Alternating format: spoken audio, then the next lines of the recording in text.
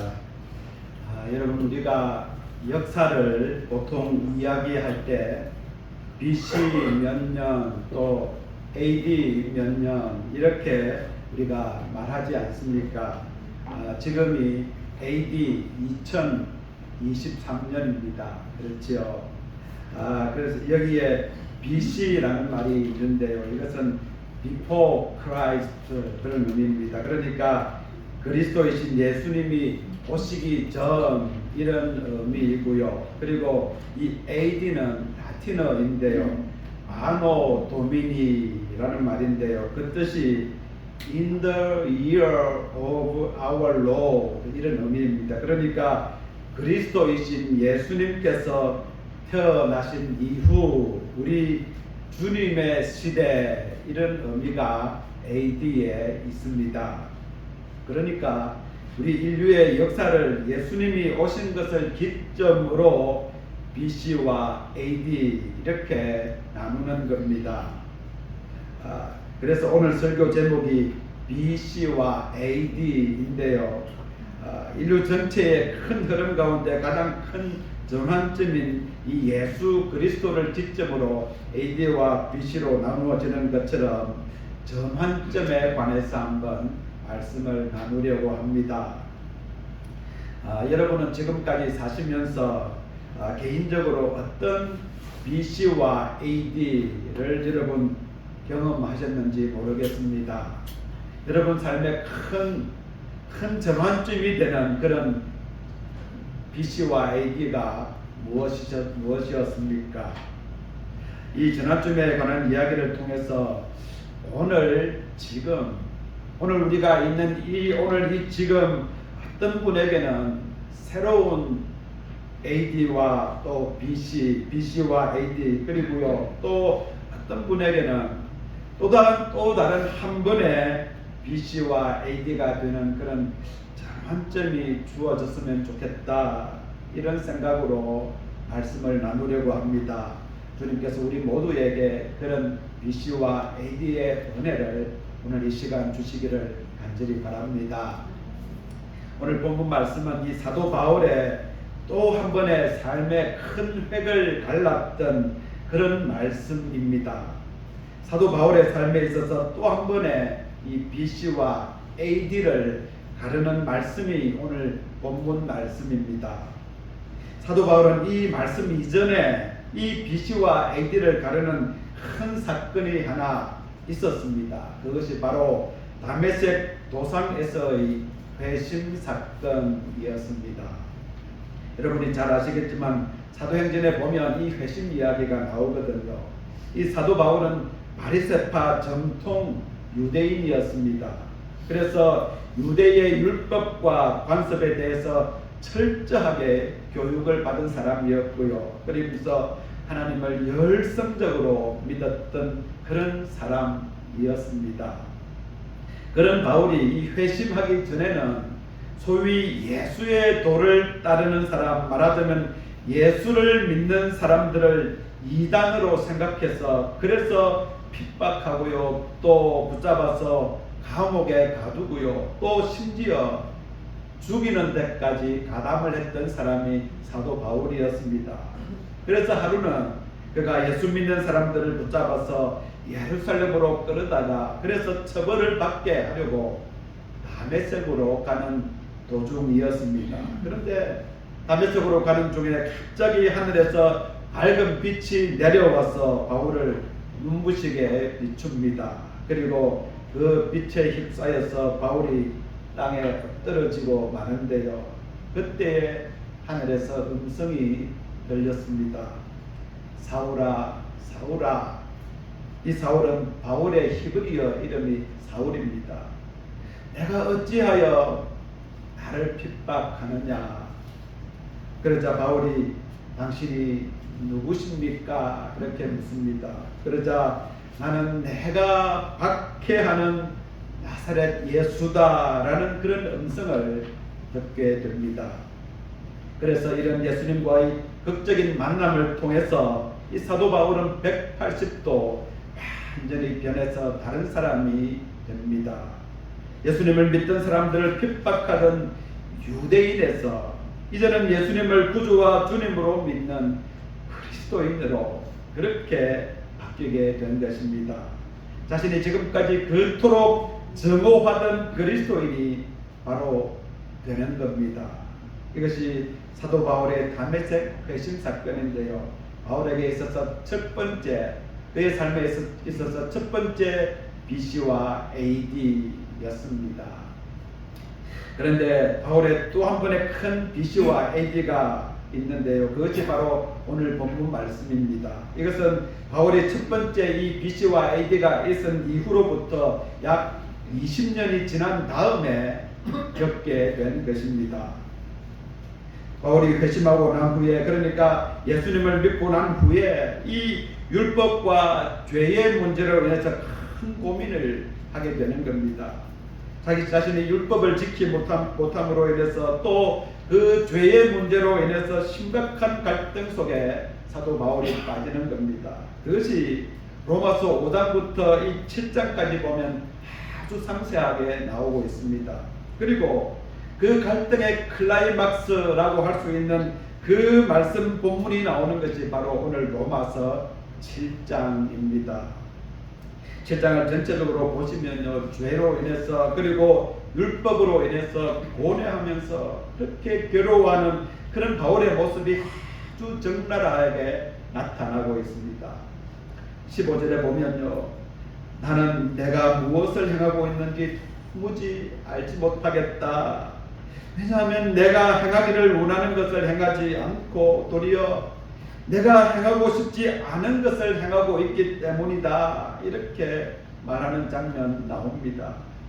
또 18절에 보면요, 나는 내 속에 선한 것이 없다는 것을 안다. 왜냐하면 선한 일을 행하려는 의지는 있지만 실제로는 선을 행하지 않기 때문이다.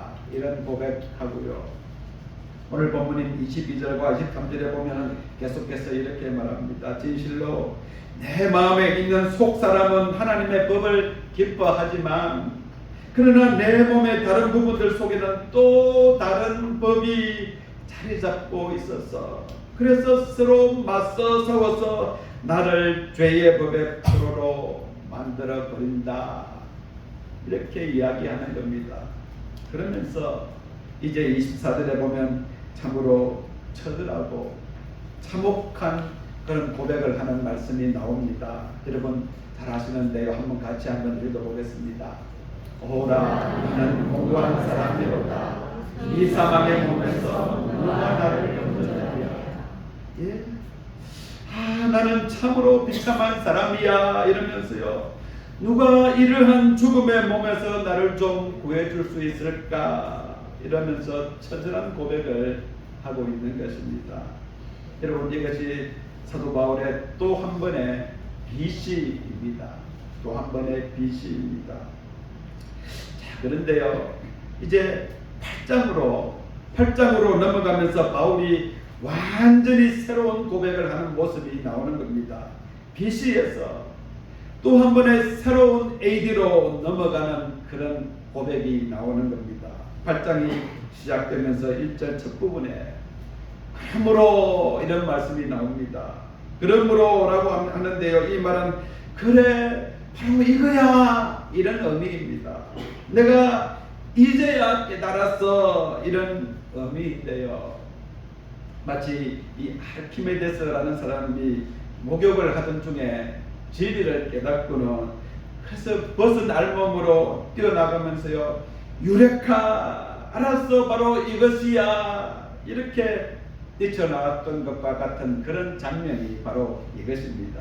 이제 그리스도 예수 안에 있는 자에게는 결코 정죄함이 없나니 이는 그리스도 예수 안에 있는 생명의 법이 죄와 사망의 법에서 너를 해방하였습니다. 무엇을 깨달았느냐 하면요, 그리스도 예수께 속한 사람은 결코 정죄받는 일이 없다라는 것을 깨달은 겁니다. 예수를 믿는 사람은 이 죄로 인해서 결코 죽음의 심판을 받지 않는다라는 겁니다. 왜냐하면요, 이미 이미 예수 그리스도를 믿음으로써 이미 그리스도 예수 안에 있는 생명을 주시는 성령의 법이 죄와 죽음의 법에서 해방시켜 주었기 때문이다, 이렇게 말하고 있는 것입니다. 바울이 이것을 깨닫고는요, 말할 수 없는 그 감격으로 그러면서 환호를 하고 있는 장면이 바로 이 8장 1절 말씀인 겁니다. 3절의 말씀처럼 이 해결할 수 없었던 죄의 문제, 율법의 문제를 해결해 주시려고 하나님께서 자신의 독생자 예수 그리스도를 보내셨고요, 그리고 모든 죄값을 이미 치르셨다, 이것을 사도 바울이 깨달았던 겁니다. 사도 바울이 그 첫 번째 회심 이후에 또 한 번 자신의 삶에 있어서 큰 BC와 AD를 가르는 모습을 오늘 우리가 이 본문 속에서 보고 있는 것입니다. 여러분, 우리가 이것을 보면서 우리 삶에 있어서, 내 삶에 있어서 BC와 또 AD는 무엇일까, 그런 생각하는데요. 그런데 사도 바울의 이 모습을 보면서 내 삶에 있어서 BC와 AD는 꼭 한 번만 있는 것이 아니구나 라는 것을 우리가 또 생각하게 됩니다. 여러분, 어쩌면 우리는 수시로 우리의 삶을 변화시키고요, 또 업그레이드 시키는 이 BC와 AD가 있어야 하는 것 같습니다. 주님으로 인해서, 주님의 말씀으로 인해서 이 BC와 AD가 수시로 있어야 된다, 이런 말입니다. 날마다 우리를 나를 새롭게 하는 이 BC와 AD 사건, 그것이 있어야 하는 겁니다. 여러분의 삶에 이런 BC와 AD가 있으신가요? 어떤 분은 이렇게 말씀하시는 분 있습니다. 나는 평생 안 변해. 심지가 굳은 사람이야. 사람이 변하면 그때가 죽는 날이야, 이러면서요, 변하지 않으려고 발버둥치는 사람이 있습니다. 여러분, 좋은 말인가요? 나쁘게 변하지 않는다라는 의미에서는 좋은 의미라고 할 수 있는데요, 그런데 또 한편으로는 나는 평생 이 모양 이 꼴로 살 거야, 이런 말이기도 하는 겁니다. 내 삶에는 BC와 AD가 없어, 이런 의미가 되기도 하는 겁니다. 여러분, 아거스틴을 아시나요? 들어보셨죠? 이 아우구스티누스라고도 하고요, 또 아우구스틴 이렇게 부르기도 합니다. 이 아거스틴은 사도 바울 이후에 가장 위대한 기독교 신앙인이다, 그렇게 불립니다. 보통 성자 아거스틴 이렇게 부르는데요, 이 어거스틴의 회심 이야기, 그러니까 어거스틴의 BC와 AD가 있습니다. 어거스틴은 지금 우리가 모두 그를 성자 이렇게 부르지만요, 그가 젊었을 때는 아주 방탕아였습니다. 한창 젊을 때인 이 19살 때부터 또 28살 때까지 그가 여러 가지 세상에 대한 욕망으로 인해서 남을 유혹하기도 하고요, 그러면서 또 유혹을 당하기도 하면서 살아갑니다. 속기도 하고 살고요, 또 속이면서 살아가는 그런 삶을 살았습니다. 이 어거스틴은 18살 때 어느 여인과 정식으로 결혼을 하지도 않은 채로 동거하면서 살고요, 그러다가 아들을 낳기도 합니다. 이렇게 어거스틴이 방탕하게 살았는데요, 이렇게 살던 중에 자신과 친하게 지내던 아주 두 명의 친구가 있었습니다. 그런데 그 친하게 지내던 두 친구가 온전하게 기독교로 개종하는 것을 보았습니다. 그래서 어거스틴은 그 개종한 친구들의 이야기를 들으면서 마음속에 갈등이 막 일어났던 겁니다. 내가 어떻게 살아야 되나? 지금 내가 이렇게 사는 것이 과연 옳은 삶인가? 이런 갈등을 진지하게 하게 되었습니다. 그런데 그래도 좀 우연하게 이 어거스틴은 로마서 13장 13절과 14절의 말씀을 읽게 되는 겁니다. 이 말씀인데요, 이 말씀을 기점으로 온전하게 주님께로 돌아오게 됩니다.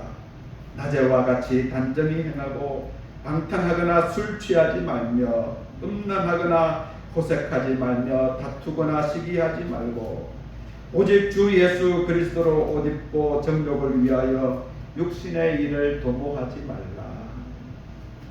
여러분, 그런데 이 말씀을 보면요, 이 말씀이 그렇게 은혜로운 말씀이거나 또는 우리가 보통 은혜를 많이 받는 그런 구절은 아니거든요.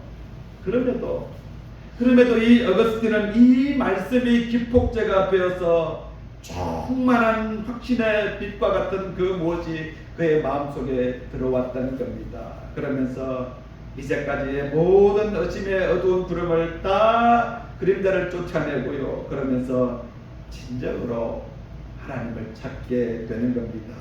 여러분, 이것이 어거스틴의 배신 이야기, 어거스틴의 BC와 AD입니다.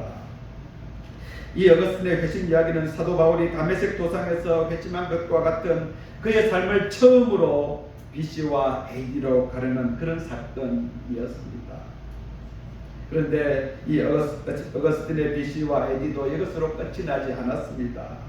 이 사도 바울과 같이 이런 회심 사건이 있은 후에도 그는 계속해서 고뇌와 번민과 갈등 속에 사로잡힌 겁니다. 자신이 죄인인 것을 알고요. 또 하나님의 은혜로 그리스도로 돌아오기는 왔지만 그럴수록 더욱더 선명하게 환하게 다가오는 수많은 죄의 짐에 물려서 그래서 괴로워하는 삶을 살게 됩니다.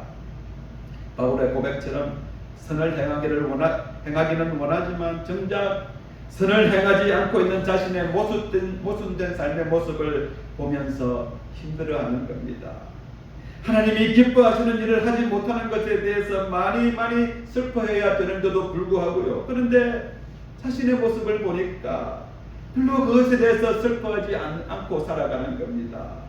도리어 세상적인 욕망으로 또 세상 것을 얻지 못해서 또 자신이 가진 것을 조금 잃는 것을 인해서 엄청 슬퍼하는 그런 자신의 모습을 바라보면서요, 안타까움에 사로잡히는 겁니다.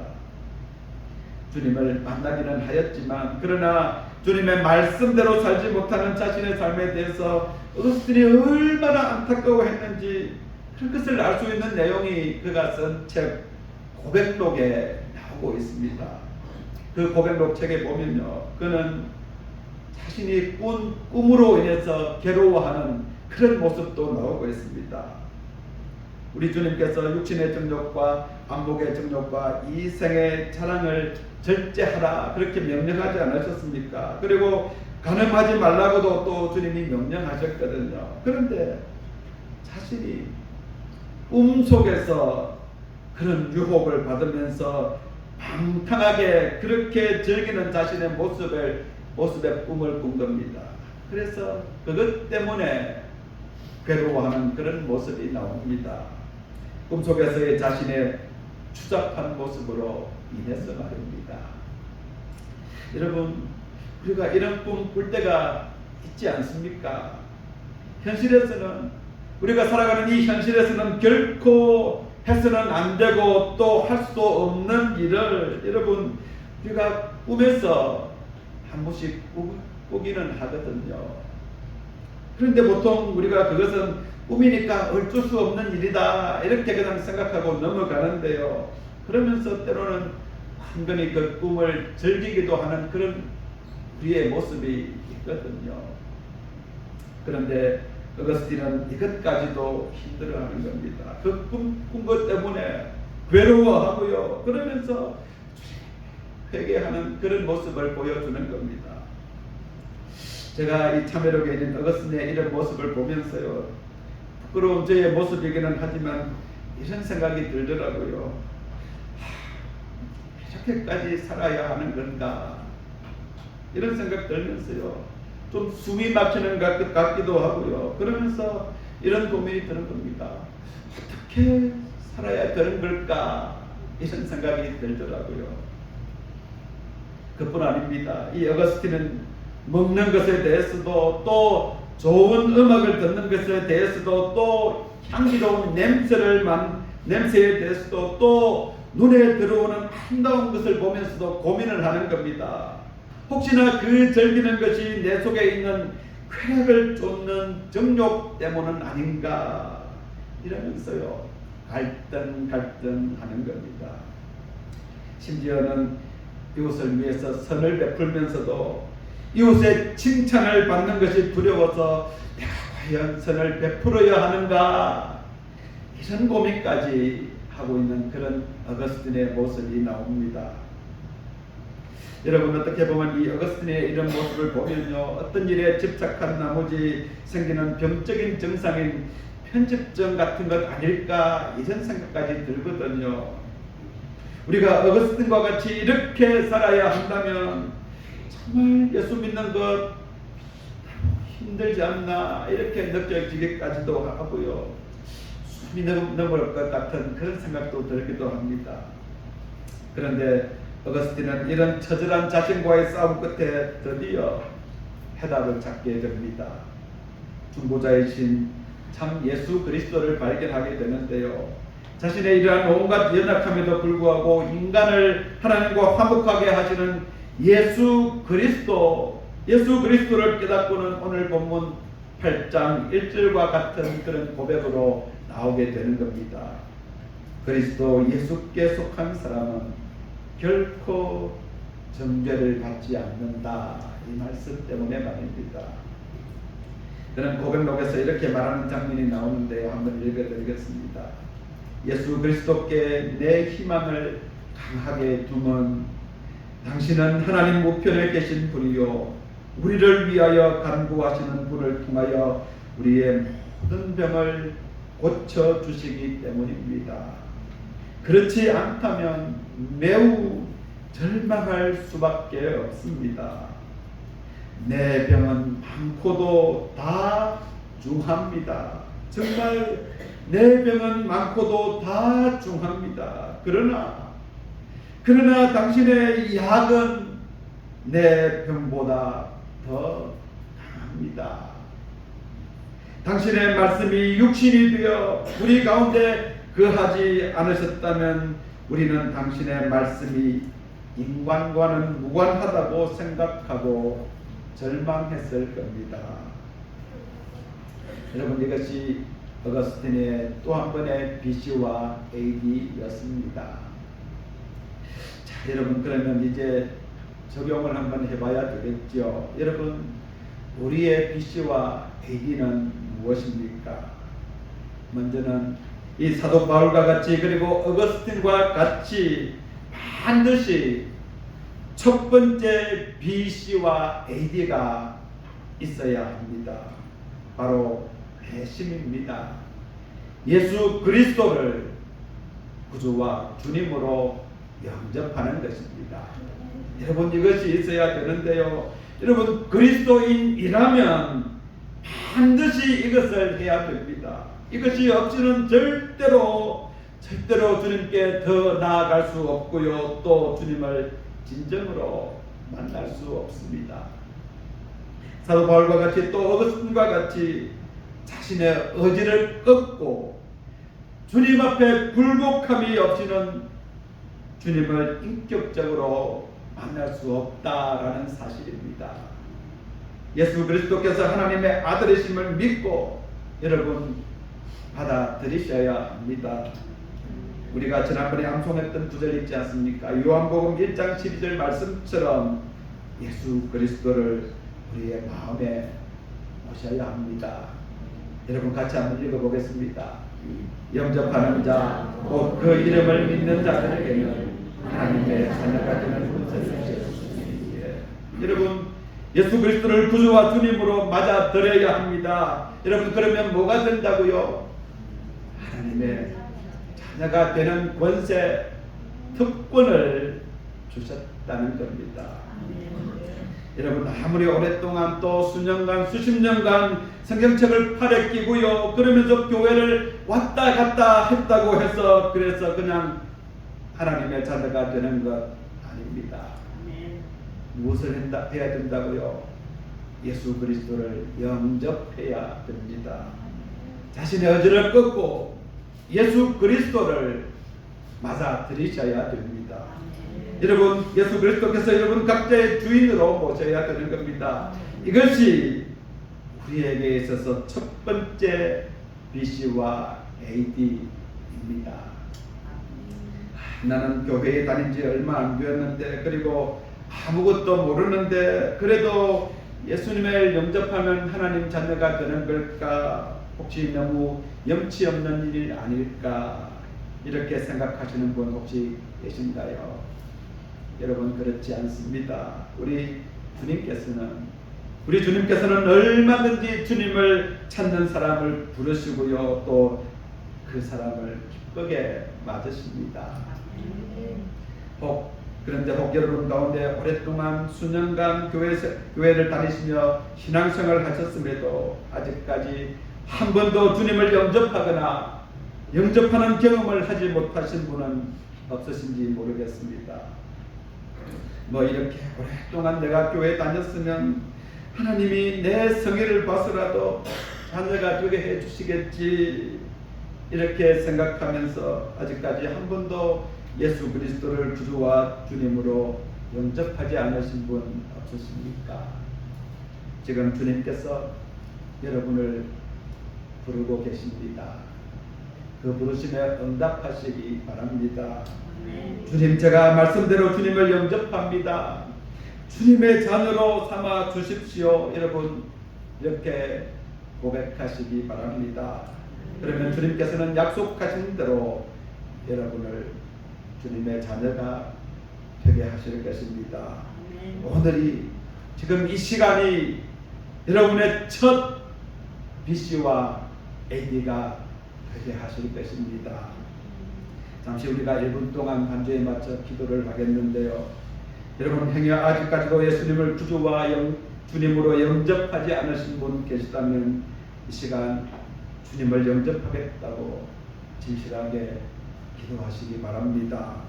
이미 예수님을 영접하신 분은 주님께 감사기도 드리면 좋겠습니다. 그러면서 주님을 마음속에 깊이 모시겠다, 그렇게 한번 고백하는 기도를 한 1분 동안 잠시 주님께 기도하는 시간을 가지겠습니다.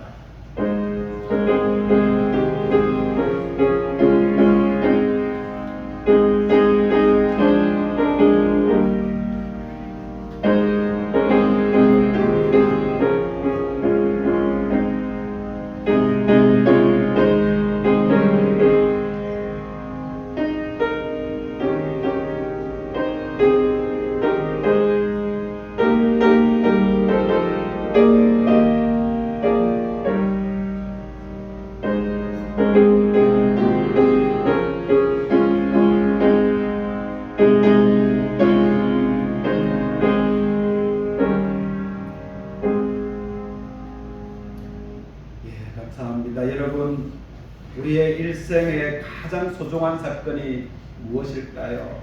그것은 예수 그리스도를 구주와 주님으로 영접하는 것입니다. 첫 번째 BC와 AD입니다. 하나님의 자녀가 되고요, 그래서 모든 죄에서 구원함을 받고요, 그리고 주님께서 약속하신 대로 영원한 생명을 얻는 것입니다. 우리의 삶에서, 나의 삶에서 이보다 더 중요한 사건 있을 수 없습니다. 여러분 모두가 이미 또는 오늘 첫 번째 BC와 AD를 받으신 줄 믿습니다. 주님께서 기뻐하실 것입니다. 자, 그러면 이제 무엇을 또 해야 할까요? 여러분, 그렇습니다. 두 번째, 그리고 세 번째, 네 번째 BC와 AD를 계속 경험하셔야 합니다. 여러분, 오늘 본문 말씀인 로마서 7장에서 8장으로 넘어가는 그 BC와 AD를 반드시 겪으셔야 합니다. 이것이 우리 그리스도인의 믿음의 삶에 있어서 성장이고요, 자라가는 것입니다. 성화, 그렇게 해짐으로써 주님을 점점 더 닮아가는 과정인 것입니다. 여러분, 변화되어야 합니다. 여러분, 날로 새로워져야 됩니다. 여러분, 날마다 우리가 성장해 가야 합니다. 8장을 그냥 경험하지 않고요. 그냥 7장에 계속 머물러 있으면 안 되는 겁니다. 옛것이 좋은 것이요. 여러분, 이러고 계시면 안 된다는 겁니다. 왜냐하면 우리는 일평생 주님을 닮아가는 그런 삶을 살아야 하기 때문에 그렇습니다. 빌립보서 3장 12절부터 14절에 보면 사도 바울이 이렇게 고백하고 있는 내용이 나옵니다. 그런데 이 고백은 이 위대한 사도 바울이 그의 만년에 하는 고백입니다. 사도 바울이 첫 번째 BC와 AD 이후에 최소한 20년이 지난 다음에 고백하는 것이 바로 이 말씀인데요. 여러분, 바울이 어떻게 고백하고 있나 한번 들어보시기 바랍니다. 내가 이미 얻었다 함도 아니요 온전히 이루었다 함도 아니라 오직 내가 그리스도 예수께 잡힌 바 된 그것을 잡으려고 달려가노라. 형제들아, 나는 아직 내가 잡은 줄로 여기지 아니하고 오직 한 일, 즉 뒤에 있는 것은 잊어버리고 앞에 있는 것을 잡으려고 표대를 향하여 그리스도 예수 안에서 하나님이 위에서 부르신 부름의 상을 위하여 달려가노라.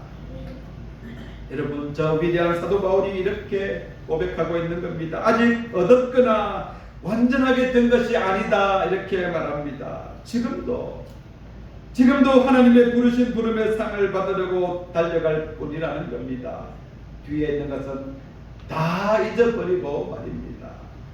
지금까지 어떻게 살아왔고 또 어떻게 신앙생활을 했나, 그것 다 잊어버렸다는 겁니다.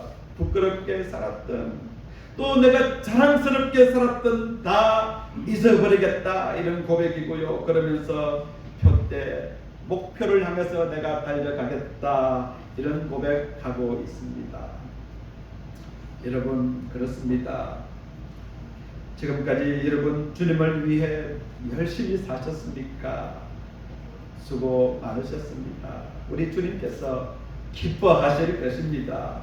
그런데 여기에서 그냥 멈추시면 안 됩니다. 그것만 기억하고 여러분 여기에서 안주하시면 안 됩니다. 이전껏 다 잊어버리고요, 믿음의 경주를 다시 시작하셔야 합니다. 우리가 주님 앞에 온전히 설 때까지 말입니다. 혹 여러분 가운데 지금까지 주님 앞에 충성스럽지 못하게 살았다, 그렇게 생각하시는 분 계십니까? 주님 앞에 부끄러운 삶을 행여나 사셨습니까? 그래서 염치가 없으신가요? 이제야 다시 시작해도 될까? 여러분 행여나 이렇게 생각하십니까? 괜찮습니다. 늦지 않았습니다. 이제라도 충분합니다. 주님께서 기뻐하시고요, 날로 여러분을 새롭게 하실 것입니다. 여러분 혹시 이제 주님을 만나셨나요? 주님께서 기뻐하십니다. 주님께서 살찐 양을 잡으시고 잔치를 베푸시며 춤을 추면서 주님께서 기뻐하십니다. 결코 늦은 것 아닙니다.